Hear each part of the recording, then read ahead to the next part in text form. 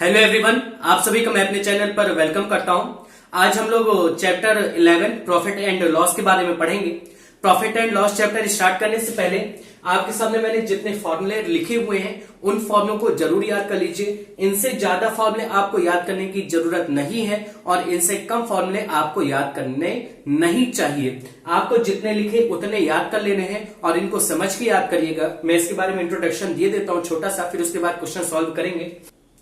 आपको क्वेश्चन में प्रॉफिट या गेन दिया हो सकता है, मतलब कि फायदा का मतलब कि जब भी कोई भी आइटम, कोई भी चीज या सामान हम लोग खरीदते हैं, फिर खरीदने के बाद उसको बेचते हैं, तो खरीदने वाला जो मूल्य होता है या खरीदने वाला जो प्राइस होता है तो वो उसका कॉस्ट प्राइस होता है, मतलब कि सीपी, कितने में हम खरीद रहे हैं। फिर साथ ही साथ इसमें कई बार ये भी आ जाता है कि हमने कोई सेकेंड हैंड चीज खरीदी और उसको रिपेयर करवाने में भी हमारा कुछ कॉस्ट लगा, तो जो ओवरऑल कॉस्ट रहता है, मतलब कि हमने किसी सामान को खरीदा, फिर उसको रिपेयर करवाने में दिया, साथ ही साथ वो जब खरीदा तो उसका ट्रांसपोर्ट का भी दिया, तो मतलब कि जितना उस सामान पर, उस आइटम पर हमारा जो इन्वेस्ट हुआ है वही कॉस्ट प्राइस तैयार हो जाता है। फिर उसके बाद जब वो पूरा अमाउंट तैयार हो गया वो कॉस्ट प्राइस हो गया, और फिर उसके बाद अब जब हम उस सामान को किसी को बेचते हैं तो जो पैसा मिलता है वो सेलिंग प्राइस हो जाएगा, मतलब कि एसपी, तो वो फिर एसपी हो जाता है।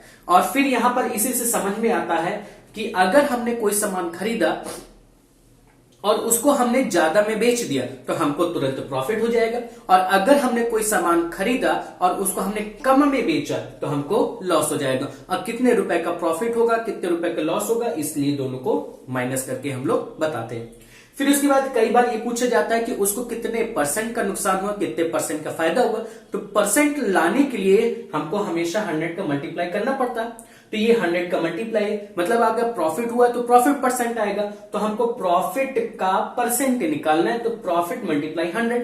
अब प्रॉफिट किस पर होगा, जो हमने सामान खरीदा तो जितने में खरीदा उस पर प्रॉफिट होगा, तो इसी वजह से हमेशा अपॉन में सीपी मल्टीप्लाई 100 रहता है। तो ये मेन फॉर्मूले हो गए, और ये जो फॉर्मूला यहां पर लिखा हुआ है वो क्वेश्चन की नीड पर डिपेंड करता है कि क्वेश्चन की कैसी नीड है। अगर उसमें जरूरत पड़ेगी तो हम ये वाला फॉर्मूला पुट करेंगे, और फॉर्मूले में कुछ चेंज नहीं किया, मैंने सिर्फ प्रॉफिट की जगह लिख दिया।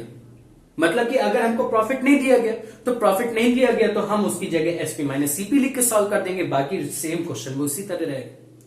आगे सबको समझ में, तो चलिए क्वेश्चन नंबर फर्स्ट से ही स्टार्ट करते हैं। क्वेश्चन नंबर फर्स्ट ही अच्छा क्वेश्चन है, तो देखते हैं उसमें कैसे इन फॉर्मूलों को यूज करते हैं। देखिए क्वेश्चन नंबर फर्स्ट का फर्स्ट ही दिया हुआ है, उसमें कह रहे हैं find the selling price, SP निकालना है हमको। कॉस्ट प्राइस गिवन है 950 रुपीज और गेन परसेंट या प्रॉफिट परसेंट पता है 8% का। तो जैसे ही यहां पर परसेंट लगा हुआ है, प्रॉफिट परसेंट लगा हुआ है, तुरंत हमारे दिमाग में एक बात आ जानी चाहिए कि यहां पर जरूर प्रॉफिट परसेंट का फॉर्मूला यूज होगा। तो जैसे ही परसेंट देखा हमने, प्रॉफिट परसेंट का फॉर्मूला लिख दिया। क्या? Profit percent is equal to profit upon CP multiply 100। मैंने प्रॉफिट परसेंट की जगह सिर्फ 8 लिख दिया, परसेंट आप नहीं लगाइएगा, सॉल्व करते समय कोई भी यूनिट का यूज न करिएगा। तो यहां पर प्रॉफिट परसेंट का क्या फॉर्मूला होता है? Profit percent is equal to profit upon CP multiply 100। Profit की जगह मैंने तुरंत 8 लिख दिया, प्रॉफिट परसेंट की जगह सॉरी, और प्रॉफिट की जगह हम लोग देखने गए तो यहां पर प्रॉफिट नहीं दिया हुआ था। तो जब प्रॉफिट नहीं दिया हुआ है तो हम उस प्रॉफिट की जगह एसपी माइनस सीपी रख देंगे। यहां पर हमको पहली क्वेश्चन से जरूरत पड़ गई तो यहां पर हमको रखना पड़ेगा। तो प्रॉफिट की जगह क्या आ जाएगा? एसपी माइनस सीपी, और सीपी कितना दिया हुआ है? 950, तो हमने 950 रख दिया। फिर इस पूरे के अपॉन में सीपी था, मतलब कि 950। फिर मल्टीप्लाई 100 है ना, मल्टीप्लाई 100 यहां पर लिखेंगे तो आप कंफ्यूज हो सकते हैं, तो ट्रांसपोज कर लीजिए। यहां मल्टीप्लाई में था तो यहां पर आ जाएगा, तो यहां पर किस में हो जाएगा? डिवाइड में हो जाएगा। तो यहां पर 8 अपॉन 100 हो गया।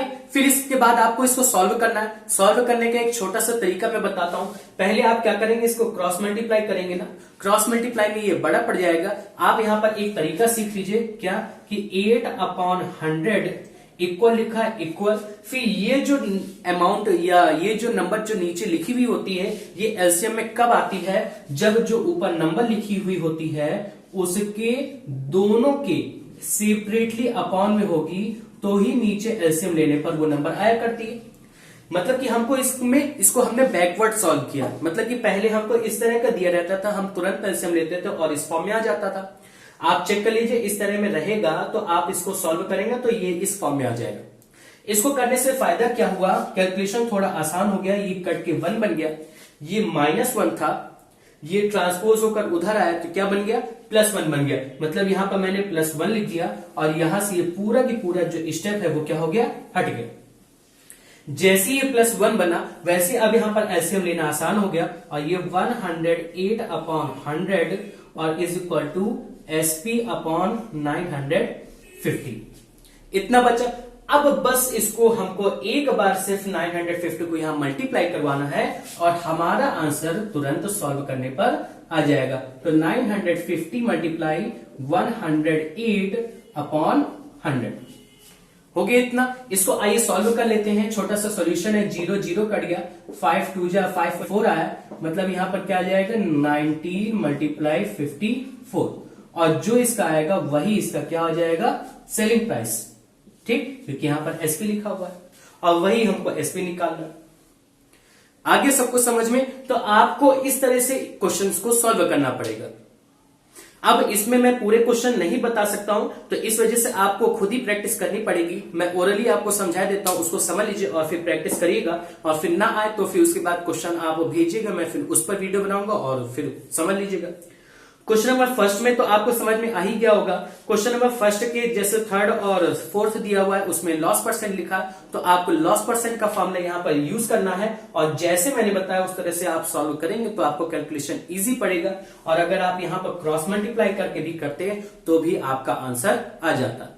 ठीक, लेकिन मुझको ये कैलकुलेशन इजी लगता है और इसकी आपको आगे जरूरत भी पड़नी है। अगर आपने यहां पर क्रॉस मल्टीप्लाई करके किया तो हो सकता है आपको आगे दिक्कत हो। अगर आप यहां के बजाय इस तरह से करेंगे तो आपको आगे दिक्कत नहीं होगी, क्योंकि मैं एक्सरसाइज बहुत बार बता चुका हूं, कर चुका हूं, तो फिर मुझको पता है कि कौन सा मेथड ज्यादा अच्छा रहता है जिससे सारे के सारे क्वेश्चन सॉल्व हो जाए। तो मैं तो यही प्रीफर करूंगा कि आप इस तरीके को सीखिए और इसी से क्वेश्चन सॉल्व करिए। फिर क्वेश्चन नंबर सेकंड में आपको कुछ नहीं करना, गेन परसेंट और लॉस परसेंट निकालना है। सीधे सीधे दोनों को सब्ट्रैक्ट करिए, जो आए उसके अपॉन में सीपी रखिए, आपका गेन परसेंट और लॉस परसेंट आ जाएगा। फिर इसी तरह से क्वेश्चन नंबर थर्ड जो है वो सेम टू सेम इसी की तरह से प्रोसेस आएगी, बस आपको उसमें सीपी नहीं दिया, एसपी दिया, अब बाकी सेम प्रोसेस इसी तरह की रहेगी। और अगर आप क्वेश्चन नंबर थर्ड तक कर ले जाते हैं अपने मन से, तो आप ये समझिए एक्सरसाइज आपको सिर्फ थोड़ा सा समझाने की बस जरूरत है और एक्सरसाइज आप पूरी खुद कर लेंगे। तो पहले आप यहां तक इस क्वेश्चंस की प्रैक्टिस करिए और फिर उसके बाद फिर मैं नेक्स्ट टॉपिक पर या इसी पर फिर आगे बताऊंगा।